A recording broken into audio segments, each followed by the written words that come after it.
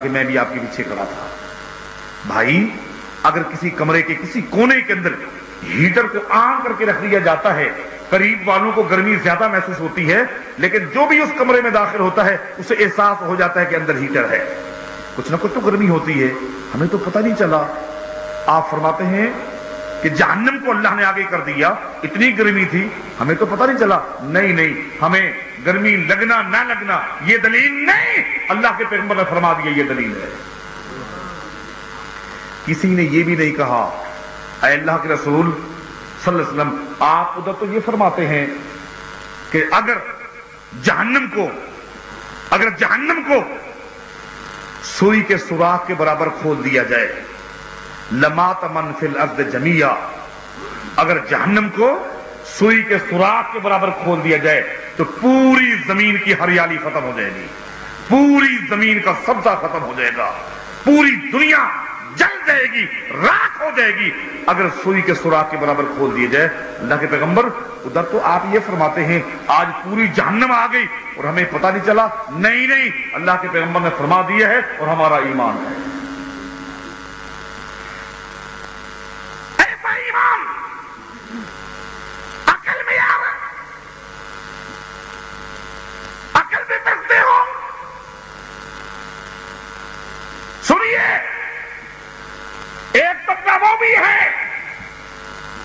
جو صحابہ کرام سے محبت بھی کرتے ہیں، احترام بھی کرتے ہیں، عقیدت بھی رکھتے ہیں، لیکن ان کا عقیدہ کیا ہے؟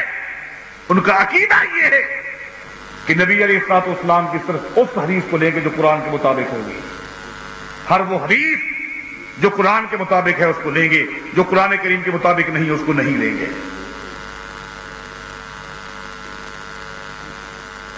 یہ ہے منہج ان لوگوں کا۔ میں انہیں بتانا چاہتا ہوں یہ اصول آپ نے کہاں سے اپنایا ہے اور آپ نے اللہ کے پیغمبر کا کیا احترام کیا ہے، یہ کہہ کر کہ نبی صلی اللہ علیہ وسلم کی اس فرمان کو، اس حدیث کو لیں گے جو قرآن کے مطابق ہے، جو قرآن کے مطابق نہیں ہے تو نہیں لیں گے۔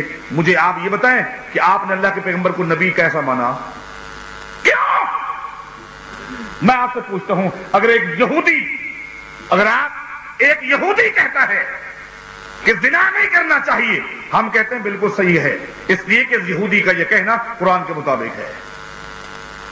ایک عیسائی کہتا ہے جھوٹ نہیں بولنا چاہیے، ہم کہتے ہیں بالکل صحیح کہہ رہا ہے، قرآن نے بھی جھوٹ بولنے سے منع کیا ہے۔ ایک ہندو کہتا ہے بددیانتی نہیں کرنی چاہیے، وعدہ خلافی نہیں کرنی چاہیے، ہم کہیں گے یہ ہندو صحیح کہتا ہے اس لیے کہ قرآن بھی یہی کہتا ہے۔ آپ یہ بتائیں قرآن کے مطابق تو ایک یہودی کی بات کو بھی آپ نے لیا، ہندو کی بات کو بھی لیا، عیسائی کی بات کو بھی لیا، مجوسی کی بات کو بھی لیا، میرے پیغمبر کی حدیث کے بارے بھی اگر آپ کی ذہنیت یہ ہے حدیث لیں گے جو قرآن کے مطابق ہے، تو آپ بتائیں ایک یہودی اور میرے پیغمبر کے درمیان آپ نے کیا فرق کیا ہے؟ اپنی ذہنیت کا علاج کریں، اپنے دماغ کا آپریشن کریں۔ یہ اصول پیغمبر کے لیے نہیں ہے۔ آپ پوری انسانیت کے لیے یہ کہہ سکتے ہیں، جس کا قول آئے گا، جس کا فعل آئے گا، جس کا حکم آئے گا، جس کا فیصلہ آئے گا، قرآن کے مطابق ہیں تو لیں گے، نہیں ہے تو نہیں لیں گے۔ نبی علیہ السلام کا جو بھی فیصلہ آئے گا وہ لیں گے، اس لیے کہ وہ قرآن کے خلاف ہو ہی نہیں سکتا۔ یہ ہے عقیدہ صحابہ کرام کا۔ آج اعتراضات اس طرح کیے جاتے ہیں، صحابہ کرام کے ہاں یہ نہیں تھا۔ صحابہ کرام جس طرح قرآن کے فیصلے کو حرف آخر سمجھتے تھے، محمد مصطفیٰ کے فیصلے کو بھی حرف آخر سمجھتے تھے، بلکہ نبی علیہ السلام کے فیصلے کو پیغمبر کا فیصلہ نہیں بلکہ اللہ کا فیصلہ کہتے تھے۔ یہ اللہ کا فیصلہ ہے، یہ قضاء جہنم وساءت مصیرا۔ جو لوگ دلائل آ جانے کے بعد میرے پیغمبر کی مخالفت کریں اور مومنین کا راستہ اختیار نہ کریں، یہ مومنین سب سے پہلے مومنین صحابہ کرام کی جماعت ہے۔ صحابہ کرام کا طرز اختیار نہ کرے، ان کا سبیل اختیار نہ کرے، دنیا میں ہم ان کو ان کی حال پہ چھوڑ دیں گے، لیکن سنیے ان کا ٹھکانہ جہنم ہے، ان کا ٹھکانہ جہنم ہے۔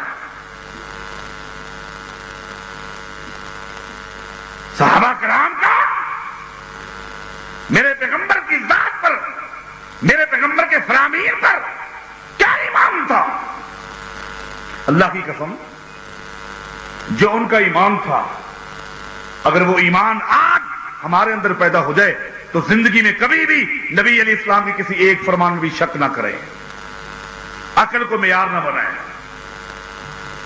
آپ غور کریں، عمار بن یاسر رضی اللہ تعالیٰ عنہ بیمار تھے، ایک دم بے ہوش ہو گئے اور کافی دیر تک بے ہوش رہے، حتیٰ کہ گھر والے یہ سمجھے کہ شاید یہ فوت ہو گئے۔ کافی دیر کے بعد، بے ہوشی کے بعد جب ہوش آیا، دیکھا کہ گھر والے رو رہے ہیں، سمجھ گئے، فرمانے لگے اتحسبون انی اموت علی فراشی، تم کیا سمجھتے ہو کہ میرا انتقال بستر پر ہوگا؟ تم نے میری بے ہوشی سے یہی سمجھا کہ میں مر گیا ہوں؟ نہیں، میں کبھی بستر پہ مر نہیں سکتا، میری موت بستر پر نہیں آئے گی۔ سن لیجئے، 10 مرتبہ بے ہوش ہو جاؤں، دورے پڑ جائیں، لیکن بستر پہ میری موت نہیں آئے گی، اس لیے کہ ان النبی صلی اللہ علیہ وسلم قد اخبرنی انی اقتل، اللہ کے پیغمبر مجھے خوشخبری دے چکے ہیں کہ مجھے شہید کیا جائے گا۔ میرے پیغمبر بتا چکے ہیں، فرما چکے ہیں، یہ ہے ایمان۔ میری موت کی انتظار میرے بستر پہ نہ کریں، مجھے قتل کیا جائے گا، مجھے شہید کیا جائے گا، اس لیے کہ مجھے میری شہادت کی اطلاع محمد مصطفیٰ دے چکے ہیں۔ یہ ایمان، یہ ہے صحابہ کرام۔ مدینے کی فضا آلود ہوئی، حالات ناساز ہوئے، فتنے کھڑے ہو گئے، خوارج کے حملے، خوارج کی مکاریاں، شعبے بازیاں مدینے کی فضا کو آلود کر دیا۔ ایک صحابی ہے سیدنا ابو ذر غفاری رضی اللہ تعالیٰ عنہ، اپنی بیوی سے کہتے ہیں کہ بیوی، نبی علیہ السلام کا خود فرمان ہے، جب علاقے کے اندر امن قائم نہ ہو، اس علاقے کو چھوڑ کے کسی وادی میں بندہ چلا جائے۔ نبی علیہ السلام کے اس فرمان پر عمل کرنے کے لیے ہم گھر کا سامان اٹھاتے ہیں اور کسی وادی کی طرف چلے جاتے ہیں۔ بیوی کو ساتھ لیا، سامان اٹھایا اور کئی دن کا پیدل سفر کرتے کرتے ایک وادی میں چلے گئے۔ دور دراز کی وادی میں جا کر بسیرا لگا لیا، ڈیرا لگا لیا، وہ رہنا شروع ہو گئے۔ کچھ عرصے کے بعد اتفاق ہے ابو ذر غفاری بیچارے بیمار ہو گئے۔ بیماری نے اس قدر گھیرا حتیٰ کہ ایک دن ایسا بھی آیا جو ابو ذر غفاری کی زندگی کا آخری دن تھا۔ بیوی اکیلی سرہانے بیٹھی زار و قطار رو رہی ہے۔ سیدنا ابو ذر غفاری رضی اللہ عنہ نے فرمایا، نہ غم کر، نہ رو، یہ نظام قدرت ہے، جو دنیا میں آیا ہے اس نے جانا ہے، جو میرا رازق ہے وہی تیرا رازق ہے، غم نہ کر۔ بیوی نے کہا، ابو ذر میرے سامنے ایک غم نہیں، غم